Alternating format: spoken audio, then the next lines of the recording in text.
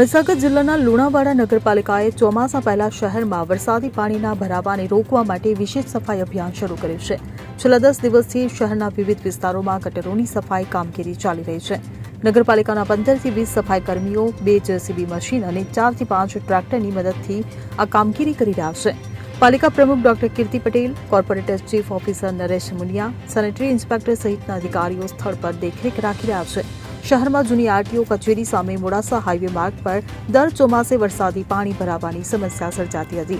આ પાણી દુકાનોમાં પણ ઘૂસી જતું હતું. આ સમસ્યાના નિવારણ માટે વિશેષ ધ્યાન આપવામાં આવી રહ્યું છે. સફાઈ કામગીરી બસ સ્ટેશનથી મોડાસા હાઈવે, માધવાસ દરવાજાથી વેરીના મુવાડા, પ્રણામી સોસાયટી, મદ્રેસા પાછળ, શાંતિનગર, કુંડાળ વિસ્તાર અને કલેક્ટર કચેરી સામે સહિતના વિસ્તારોમાં ચાલી રહી છે. લોકોની અવરજવરને ધ્યાનમાં રાખીને વ્યસ્ત વિસ્તારોમાં રાત્રે અને ઓછી ભીડભાડવાળા વિસ્તારોમાં દિવસે કામગીરી કરવામાં આવી રહી છે.